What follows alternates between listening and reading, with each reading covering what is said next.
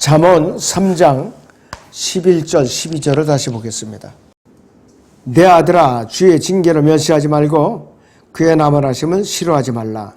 이는 주께서 사랑하시는 자를 꾸짖으시기를 마치 아버지가 기뻐하는 아들에게 하는 것 같이 하심이라 그랬습니다.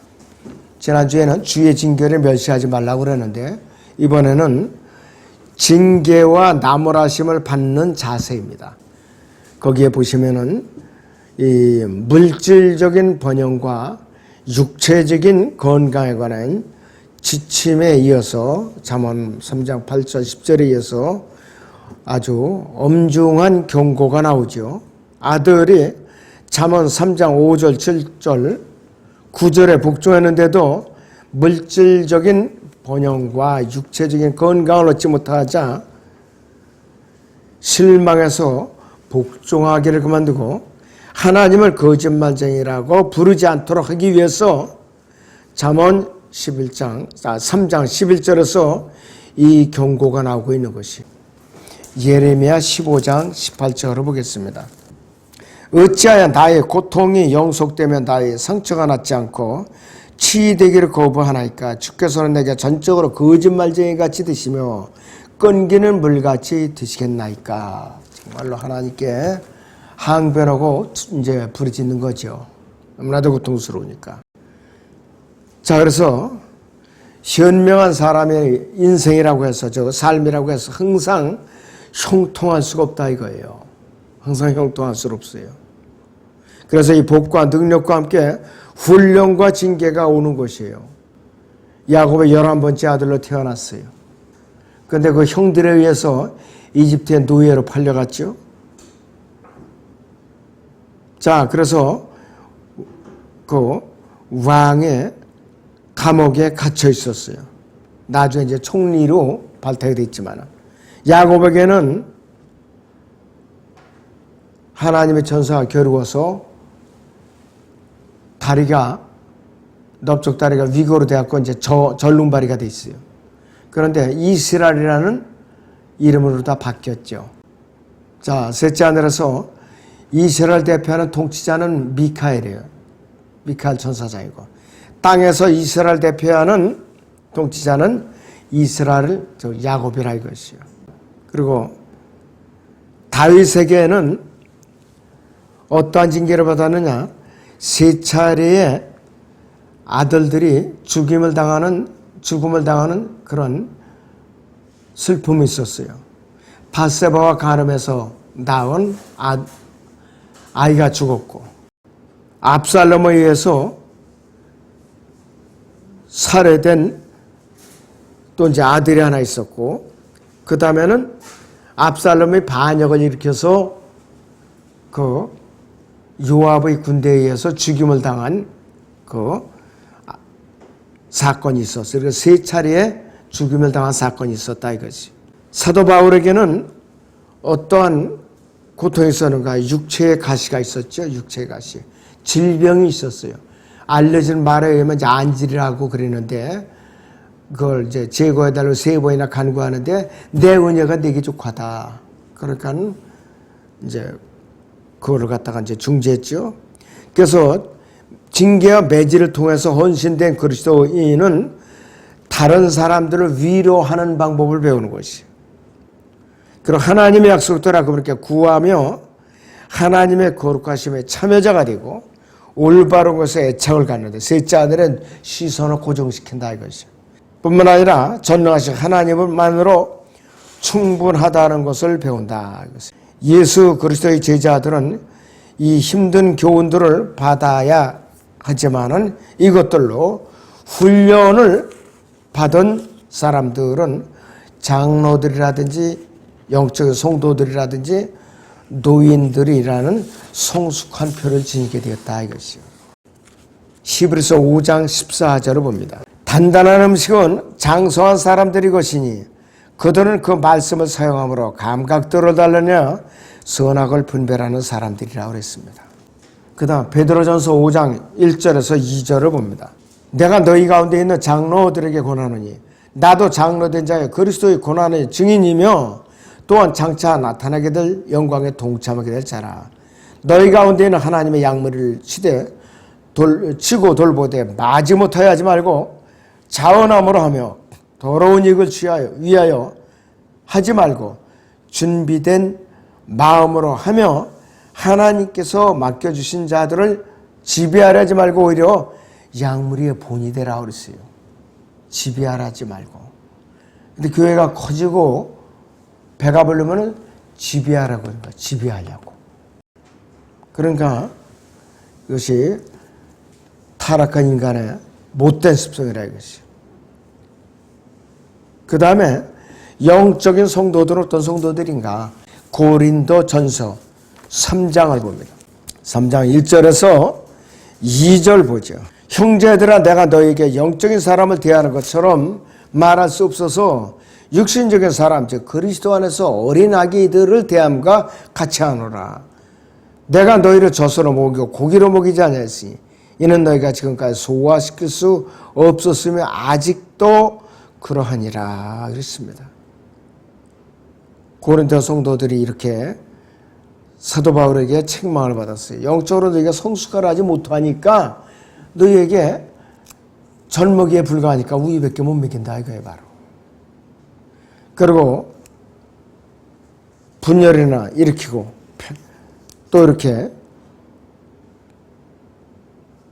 나는 바울에게 속하고 나는 아폴로에게 속하고 응?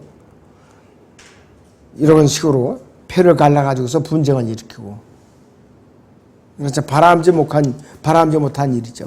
바람지 못한 일이에요. 자, 잠언 3장 11절을 다시 봅니다. 주의 징계를 멸시하지 말고 그의 나무라심을 싫어하지 말라 그랬어요. 그분의 나무라심을 싫어하지 말라 그랬어요. 자, 주님의 징계를 무시하거나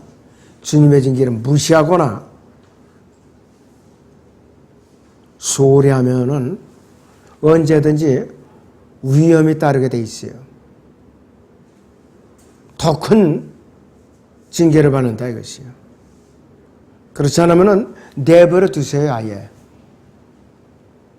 내버려 두는 건 뭐냐? 더 큰 심판이라 이거예요.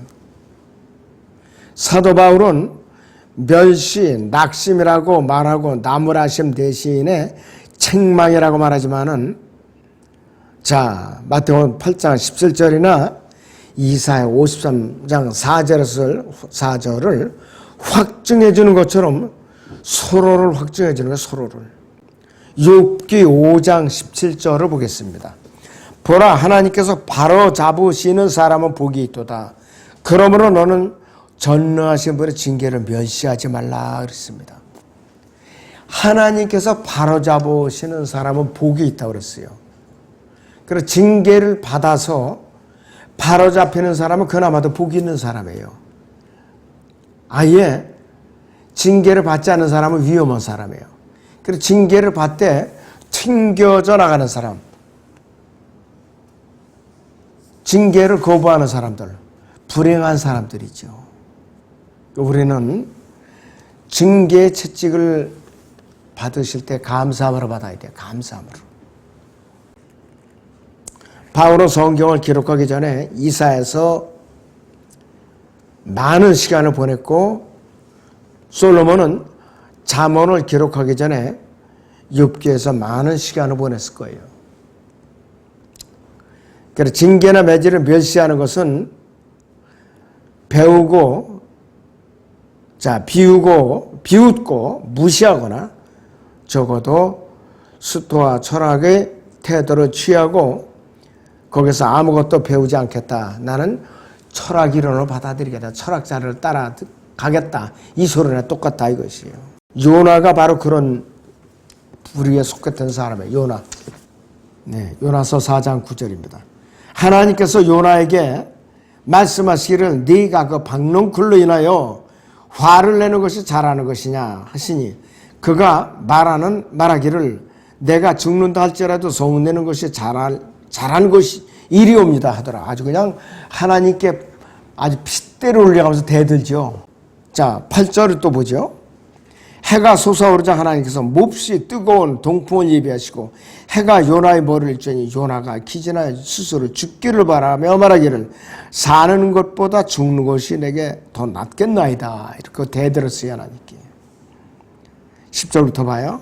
그러자 주께서 말씀하시기를 네가 수고도 아니하였고 기르지도 아니하였으면서도 하룻밤에 나와서 하룻밤에 없어진 그 박농쿨을 긍휼히 여겼거늘 자기들이 오른쪽과 왼쪽도 분별할 줄 모르는 12만 이상 되는 사람들과 많은 가축들이 있는 저 큰 성읍 니느웨를 내가 아껴야 하지 않겠느냐 하시니라 그랬어요. 그러니까 요나의 메시지를 듣고 아시리아 왕하고 니느웨 성읍에 12만 명이나 되는 그 백성들이 짐승까지도 금식을 시켰어요. 짐승까지도.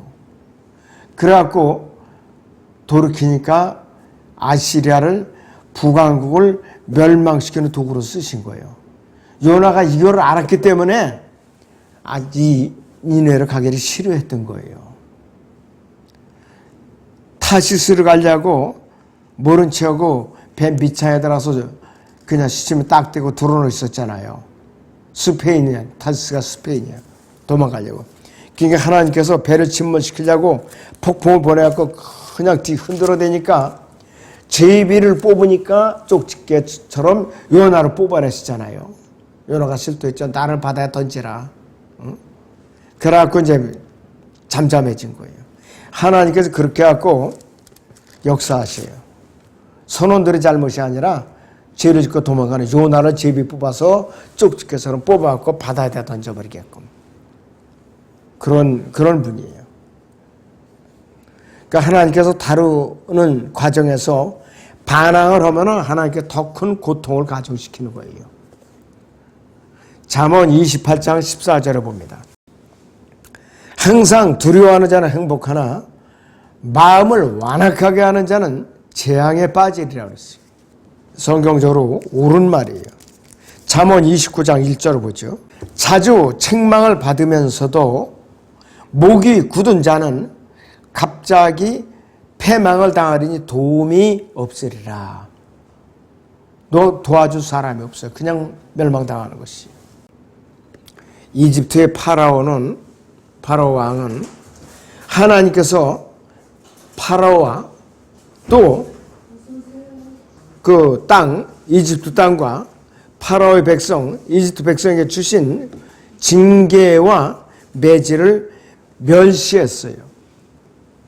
10가지 재앙을 다 멸시했어요.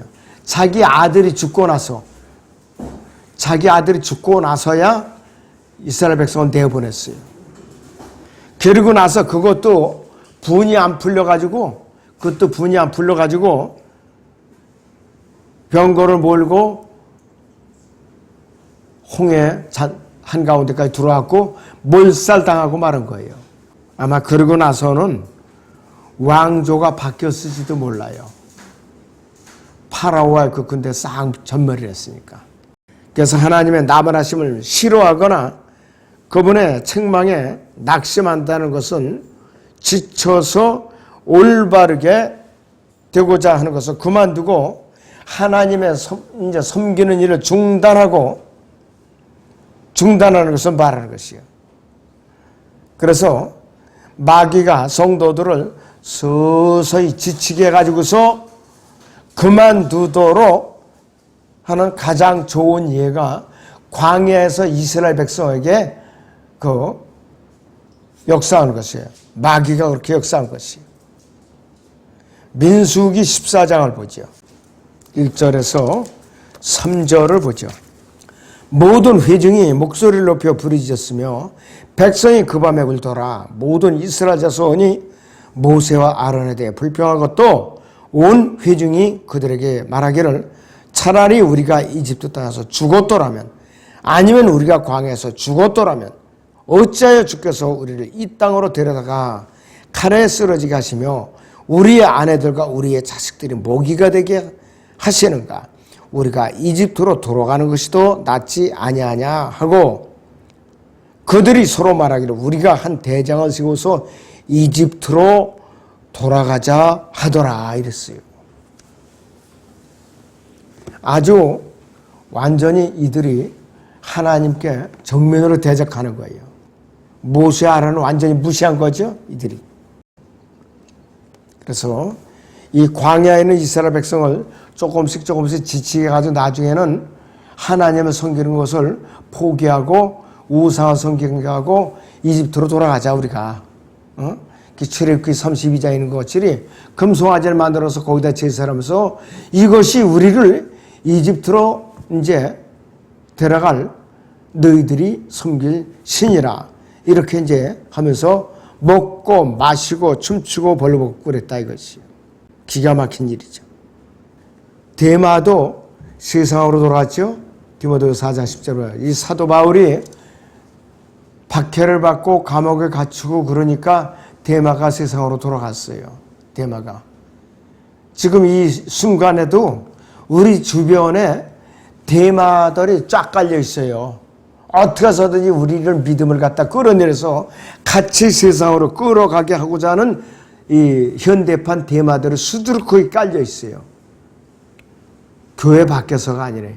교회 안에 깔려 있어요. 교회 안에. 그러면서 이제 사람들을 처지게 만드는 거예요. 너무나도 참 기가 막힌 일이에요. 그리스도의 몸 안에서 이런 일이 일어나고 있어요.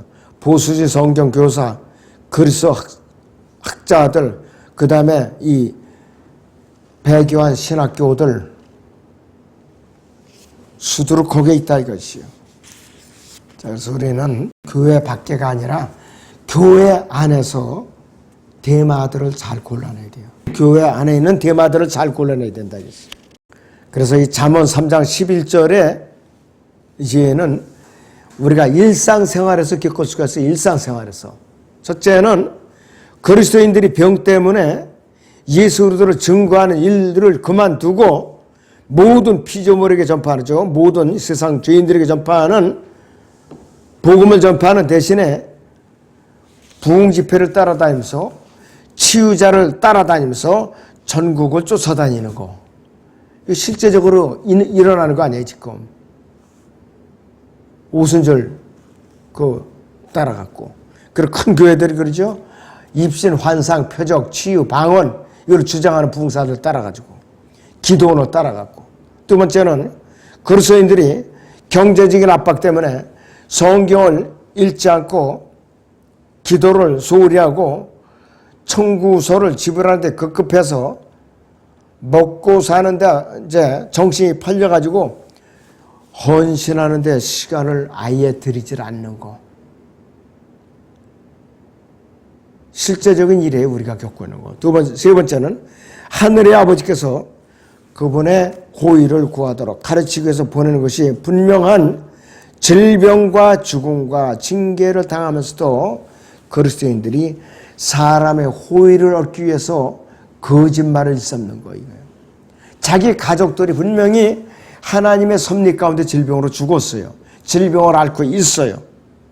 그런데도 불구하고 그분은 섭리를 깨닫지 못하는 거예요. 우리가 실제적으로 일상 가족들 안에서 교회 안에서 겪고 있는 일들이 이것이. 그런데 깨닫지 못하는 거예요.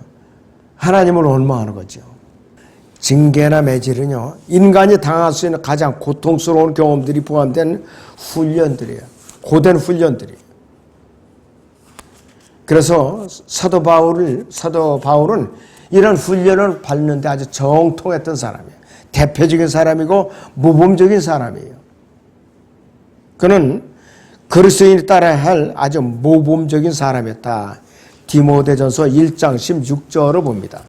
그러나 내가 자비를 입은 것은 이 때문이니 그건 먼저 내 안에서 예수 그리스도께서 온전한 오래 참으심을 보여주셔서 후에 그를 믿고 영생을 얻는 자들에게 본이 되게 하려 하심이니라 했습니다. 자기가 이렇게 고난받고 징계받는 것은 사도 바울을 통해서 사람들로 하여금 배우게 하려고. 그래서 사도 바울을 통해서 이렇게 고난을 주신 거예요. 자, 예수 그리스도께서는 하나님의 아들이셨는데도 직접 고난받는 일들로 순종을 배우셨어요. 순종을 배우셨어요. 다윗은 징계를 받는데 세 아들이 포함되어 있었어요. 시편 119편 75절을 보죠. 오 주여 주의 명령대로 옳다는 것과 주께서 신실하심으로 나를 괴롭게 하신 것을 내가 아나이다 그랬습니다. 그래서 아까 바울이 내가 말씀을 이제 앞에서 드렸는데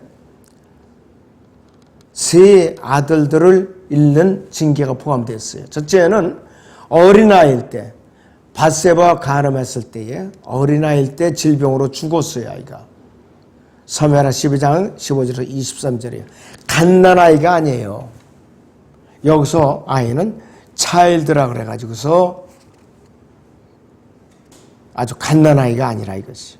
그 다음에 또 하나는 암논인데 살해됐어요. 압살롬의 누이가 그만 이 암논이 강간을 해버렸어요. 강제로. 그러니까 입 꼭 다물고 있다가 왕자들을 추천하고 양의 털 깎는 잔치에 초대해갖고 암논만 죽여버렸죠. 그리고 압살롬은 반역을 일으켜가지고서